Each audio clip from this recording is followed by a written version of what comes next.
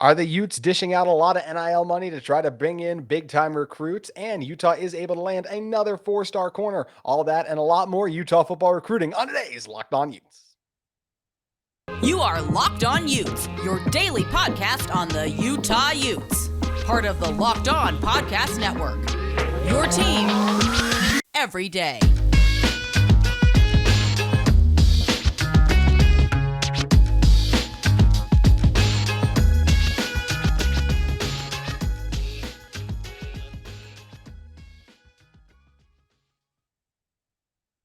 Hello, everyone, and thank you for making Locked On Utes your first listen every single day. We greatly appreciate it, and we're available on all platforms, including YouTube. Appreciate all of you guys who have continued to subscribe to the show. We're quickly climbing towards 750 subscribers. Also love interacting with you guys on the YouTube comments. Make sure you guys follow me at JT Wistrcill. Would love to interact with you on Twitter as well as our social channel on Locked On Utes, which is an easy Twitter follow at Locked On Utes. On today's show, we're going to be going over and breaking down what's going on with NIL and recruiting as it pertains to Utah. We're going to be talking about Utah landing another big-time recruit. But first, I want to tell you guys about the title sponsor of today's episode in Sling TV. This episode of Locked On Utes is brought to you by Sling TV. Don't miss this week's big matchups in college basketball between the Utes and BYU Cougars right here on Sling. The TV you love for a price you'll love. Try it today. And in order to help me break down all the Utah football recruiting goodness in its full glory, it's Cole Bagley coming in. And Cole, Deseret News came in a little hot this morning with a report that Walker Lyons, an LDS recruit from California, can get a $500,000, my goodness, NIL deal by playing for Utah. That's a lot of money. And NIL has really complicated college. It's complicated college football in general. It's a lot of stuff that goes on around. It's hard to comment and say what is and isn't. I'm going to say right now, I'd be very surprised if this is true. $500,000 is a lot. And Walker Lyons is a heck of a talent. He's a beast at the tight end position, can go up top and get it, run crisp routes, got great hands too. It's the kind of guy you would love to bring in when you're losing a Dalton Kincaid. So knowing absolutely nothing about how NIL money is being moved around in the Utah program, I wouldn't be surprised to learn there is some NIL money involved. It's just the way college football and recruiting kind of works nowadays. But I'll say this, I'm absolutely stunned if it's $500,000. I can't believe that that's the correct number. I don't see it. Not that I'm incredibly well versed in NIL, but I've been involved in it with athletes at the University of Utah.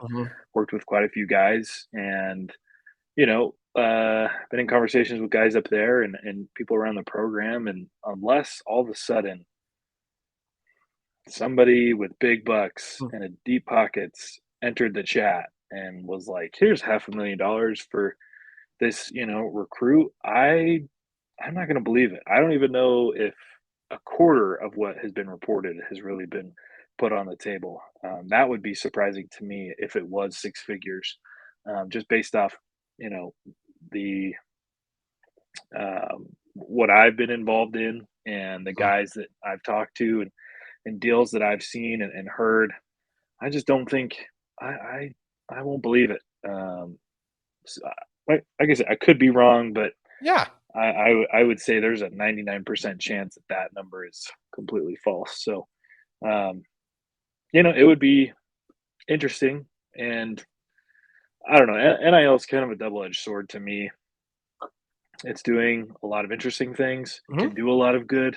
I do think that players deserve to make, money off of their name, image, and likeness. They're totally entitled to that.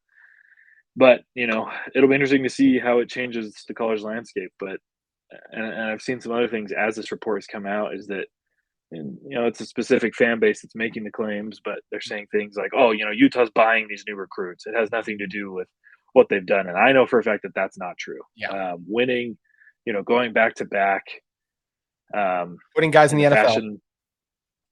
Putting guys in the NFL, going back to back as Pac-12 champions, having guys like Clark Phillips and Dalton Kincaid, Devin Lloyd last year, how many defensive backs that Utah has in the NFL right now and are making plays and playing on Sundays, on an often basis, and then playing on a national stage. They're playing in big games.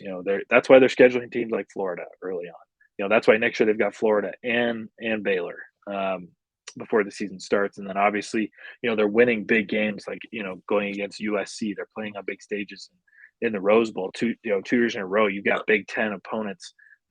You're that close to beating Ohio State a year ago, and now you've got an opportunity, I think, to be favored against Penn State. So to me, I doubt that a number that big has been offered up, and I think it's more of what of how the program is helping guys get to the next level. Because at the end of the day, that's where the big money is, and Utah's proven to help a lot of guys get there. So to me, these recruits realize what's going on, realize the potential, and are more interested in money, down the line, getting into the league rather than money now. Yeah, and I just like you mentioned, this is a really good football team. You want to come and play there for this team. And also, I'm just gonna say this about the Utah football program. Things don't get out. These kind of leaks don't happen. It's why things like backup quarterbacks battles. I think of Cam Rising versus Jake Bentley a few years ago. That didn't get out until really late in the game. Things don't leak. So whenever they do, I'm kind of always really skeptical. Like, okay, what's going on here? Is there a little bit more to the story and all that? And also just to the amount. I mean, is Utah giving this much money to every single recruit? I don't think that's possible. This is not, I don't know how much money and Alabama and all these other schools have too, but I have a hard time believing they're giving this much to even those schools can afford to give this much to every single high profile player. And look, maybe I could be wrong, but it's just so much money, Cole. Like we said, I just think it is a little too much in this scenario. And Well, Walker is, especially for a freshman, yes, not even a freshman yet, a high school athlete who is really, really good. But very good. another thing to consider with NIL money is, I mean, unless this is just some booster group that's like, hey, we really want to see our program go and compete for national championship. I think it's tough. I think that there's only certain scenarios where companies are really seeing a lot come from these NIL Hmm. deals. It's not like signing LeBron James. It's not like Yeah. signing, Steph Curry to a shoe deal. These are very different. And so unless some crazy booster group or individual is the one that's got this money for this kid, like I said, I just don't believe it.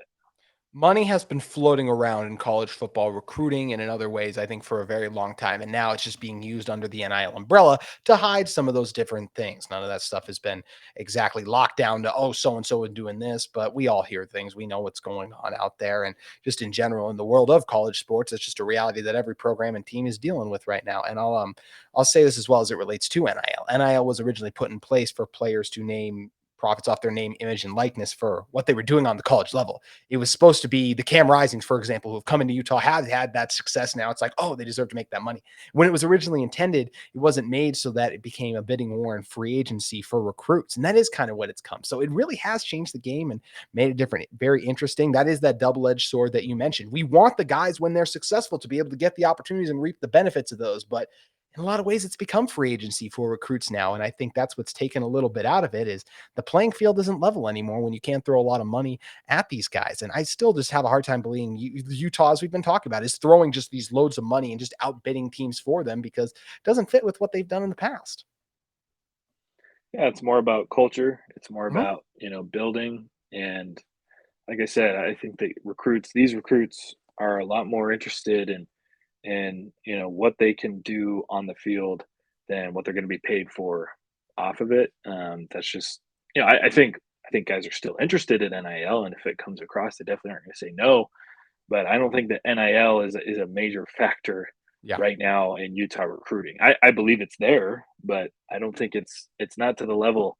It's not the $500,000 level. Like Mhm. I just no, and that think of the problems that could create. Because to my knowledge, if some kid who hasn't even played a game yet is earning $500,000 a year on an NIL deal, what are the superstars going to do? Yeah. Right? Like that, you're going to create massive issues where the guys that are earning the W's and um, making things happen, winning Pac-12 championships, going to the Rose Bowl, they're going to start demanding that money. Mhm. So I don't know. It just seems like a sketchy rumor to me Yeah. that is not true and is more to create problems than really report honest truth. I feel the same way because it doesn't fit with anything else we've ever seen. Like it just doesn't add up with everything else. That's where it seems out of left field. And if we're proved to be wrong, I'll be the first to come on here and say I was wrong Right. in that instance. Yeah, But me too. yeah, Absolutely. exactly. But Or we'll own up. I would expect $500,000 to be offered to Cam Rising to come back Yeah. for one more year Uh-huh. than I would for an un, an untested freshman, That's exactly possibly true. incoming freshman. Like that's what I would expect Mhm. is for Cam Rising or Brant Keithy, one of those guys for a report to come out that says, hey, Cam Rising's been offered $500,000 to stay next year. Like that's the type of report that I would expect. Yeah. Not, oh, there's this really good 4-star tight end that that was offered to come to Utah. Like it Yeah. doesn't make sense to me. And to your point too, you mentioned Cam. Like if any players are getting $500,000 for recruiting, it's definitely quarterbacks, just because of the importance of the Right. position on the field. And we know how critical tight ends are to this Utah offense. But you can also get some decent tight ends through the transfer portal. There's other way to get them outside of dishing out $500,000 to once again a player, as you highlighted, that is unproven. 4 and 5 Right. stars bust all the time. There's a lot of them that are really good, and I think Walker Lyons is gonna be great. But the truth is, every single 4 or 5 star someone has said about them, they're going to be great, and then a couple of those guys don't end up working out. So that's just the reality of the situation. It's all this NIL, everything. It's insanity. It's going to be interesting to see how it all plays out. We will come back in a second and be talking about Walker Lyons and if he's going to end up at Utah, as well as if the Utes are going to be able to land a couple of these other recruits they're still looking at. And how about CJ Blocker coming back to Utah? We'll touch on him in a moment too. But first, want to talk to you guys about our friends at the NHTSA, the National Highway Traffic Safety Association. Guys, the NHTSA has a quick message for you. You're hanging out with some friends, putting back a few drinks. A few becomes a few too many. As the evening comes to an end and people start to head out, you think of calling for a ride. But nah, you live nearby. You can make it home. Okay, it's no big deal. What are the odds you'll get pulled over anyways? Even so, what's the worst thing that could happen? Your insurance goes up. You lose your license. You lose your job. You total your car. You could kill someone even. Everyone knows about the risks of driving drunk. The results are tragic and often deadly. However, that still doesn't stop everyone from getting behind the wheel while under the influence. That's why police officers are out there right now looking for impaired drivers on our roads to save lives. So if you're thinking you're okay to drive after a few drinks, think again. Play it safe, plan ahead, and get a ride. It only takes one mistake to change your life or someone else's forever. Drive sober or get pulled over.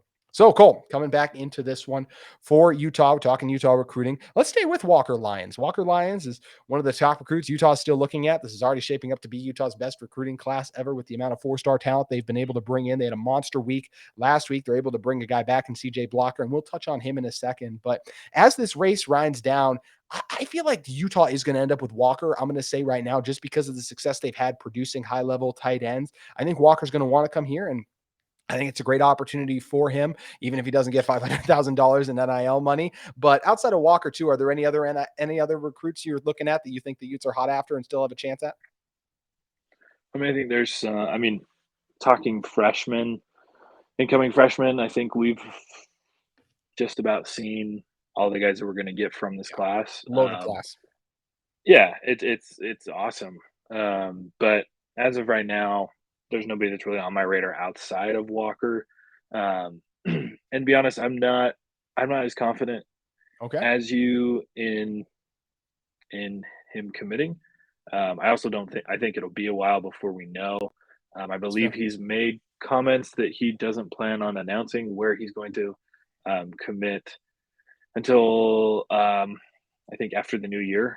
So maybe I do think Utah has a good chance. For me, I think Stanford, where I believe he originally committed and then decommitted from, is still very much in that race. Yeah, made a great hire in Coach Taylor. Yeah, USC I think is up there. He's got an offer from Georgia, and yeah, it's hard to say no to a Yeah. program like Georgia who's winning national championships and the favorite to win it this year. And then of course BYU is also in the hunt for him as well. So I'm not I think Utah has a great chance, and I think because of guys like Dalton Kincaid and Brant Keithy and Thomas Yasmin, I mean Utah just uses tight ends like nobody else does, Yep. and I feel like that's becoming a continual process, something that we're going to see every single year. Whereas, a program like Notre Dame, they've got a really good tight end this year. next year they're probably not going to have as good of a tight end. Whereas Utah, Mhm. maybe Brant Keithy comes back and you get one more year out of him. I don't know exactly what plans are for Thomas Yasmin. I think he should come back, and if he does, he's going to have a great year. Yep. Then you have, another incoming freshman, CJ Jacobson, who I think is just stellar. Got a great body Great. frame. Plays really, really well. One of the top Top recruits out tight of the end. state of Idaho. Yeah, he's phenomenal. So it, again, I think with recruiting right now, Utah's looking for very specific kids that aren't necessarily concerned about NIL money right now, but are more concerned about securing a bag later. Guys like Clark Phillips, right? A guy that understands what he needs to get done. He comes in, he remains, fully committed to the process, trusts it, and that guy's probably a first round pick. Dalton Kincaid, like I said, if they can find guys that are more concerned about getting to the league and earning money that way, and they should have full trust, especially at tight end as of right now. I mean, if I'm a tight end, Yeah. if I'm a top tight end, Utah's got to be in my top 5, my top 3 in terms of Exactly. commitments, just based off what they're doing. So it depends. What's important to Walker is developing and having a better chance at getting to the NFL. Is that what's most important to him? Then Utah has a great chance. But does he want to go play for a national championship program as of right now in Georgia? That's pretty tempting to me. Very much so. It is what it is. Now again, if he joins Utah, he's probably getting reps next year. Which is If what he brought joins Clark in. Georgia, Mhm. yeah, if he joins Georgia, might be 2 seasons. So Yep. just depends on what's important to him. It'll be interesting to see. I think Utah's definitely in the run for it, but I wouldn't be surprised if we end up seeing him recommit to Stanford or choose Georgia, USC. But that's kind of where I'm at right now with him. I love that you mentioned a guy in CJ Jacobson too. He was one of the recruits that I'm kind of looking at like, man, this guy's not getting a lot of hype, but he is a monster out on the field. And I cannot wait for him to get into and with this Utah football program. We've been focusing so much on the in-state talent because it is so good. You forget a guy like him, and now you get a guy in CJ Blocker too, who I know this Utah football program is really fired up about. A guy who committed to them over the summer, I believe it was, and then decommitted. Just was still kind of thinking, but Utah was going to remain in his grouping, he said. And at the time he decommitted, Utah was struggling a little bit too. So it was like, oh, maybe he doesn't see this as a place he could win. And then Utah wins the Pac-12. It really did change everything. Utah winning the Pac-12 Yeah. championship. It's the reason you get all this influx of talent and all these guys coming in. And now you look and CJ is back. And this is another big time gets for the Utes as a 4-star corner and a guy who can lock down the outside. Yeah, I mean, and I pointed this out yesterday on Twitter, but it is crazy that, CJ commits, I believe, in June or July. He decommits a few weeks back. He then gets offers from USC, Alabama, Kentucky, and Colorado. He has visits to Alabama and Kentucky, and he still decides that Utah's the place, recommits, and now he's locked in. And him and Smith Snowden are looking just absolutely filthy to defend that secondary moving forward. So it just winning again. It's not that there's not some secret combination or secret recipe that brings these kids in. A lot of ways it's just winning. A lot Yes. of ways it's putting guys in the league. A lot of guys. I've talked to many recruits over the last few years, and Utah's always had the right culture. And now that they're pairing it with premier talent, they've always had good talent. Now they've got premier talent coming in. Man, the sky's the limit. And these kids that are premier, they realize, man, imagine what we can do with this program. It's going to be just fantastic. And talking more about CJ, when he decommitted, that was a brutal blow. Yeah. Without the knowledge that he was going to recommit. I mean, how Mhm. many guys do that? Yeah. Not a But lot. yeah, I mean, he's locked down. I mean, he's fast. That's the biggest thing to me. He's a multi-sport athlete. Participates in track and field, moves really quickly. That's the thing in the tape that I've watched. He is rarely caught with receivers, behind him. He's not a guy. He's not a guy that's going to get beat very often. And so it's awesome to see him. He's going to be protecting one side of the ball, and Smith Stone's going to be protecting the other. So awesome to see CJ recommit. And everything I just said speaks volumes to the program. But the fact that you got a 4-star guy to recommit is huge. Yeah, and like you said, winning matters. This is going to be a bad example for a lot of people because of what USC has done with NIL a lot of times.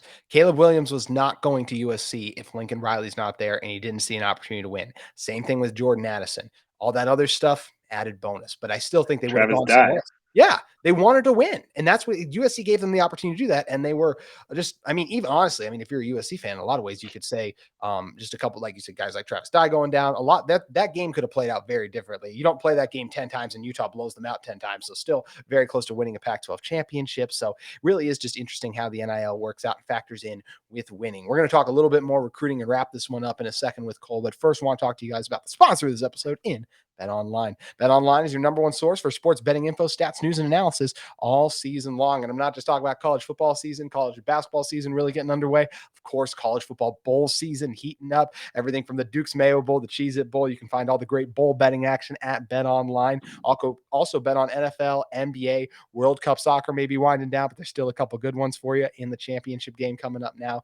Lift your love of sports, and you can even find those as BetOnline as well. We're always the fastest and easiest way to get your betting info. Head to the website today or use mobile device to learn more. BetOnline, where the game starts. Also want to tell you guys about our friends at UCCU.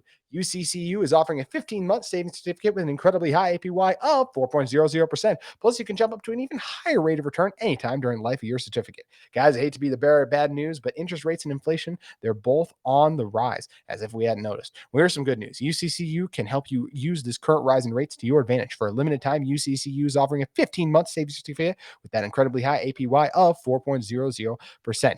What is a savings certificate? Is it like a savings account? A savings certificate is similar as a savings account. Both are great ways to earn a safe return on your money over time. But here's the difference. Savings accounts typically come with unlimited deposits and withdrawals. But a savings certificate, you just make one deposit, then let your money grow and grow and grow with a fixed rate of return that's much higher than a standing savings account. How much higher? Let's just say a lot higher and leave it there. So make sure you guys visit uccu.com to learn more and get a savings certificate today. Once again, 15-month savings certificate with that incredibly high APY of 4.00% and a variety of terms and options to match your specific needs from your friends at UCCU. Love where you bank. All right, Cole. Coming in, I mentioned a guy in CJ Jacobson. You also touched on him too. Is just kind of an underrated guy that people are really excited about for this one too. Who's the guy that you think is really underrated that you're excited about in this recruiting class that may be getting swept up in? Oh, there's all this in-state talent that's coming in here, but hey, a couple of pretty good players from out of states. They're also 4 stars joining the program. Dijon Stanley. Yeah. I mean, I think he's a very good running back, underrated. I think he's a 4-star now. I believe he had over 30 touchdowns this last season, led his team to a state final. He's great. I mean, again, another multi-sport athlete that runs track and field.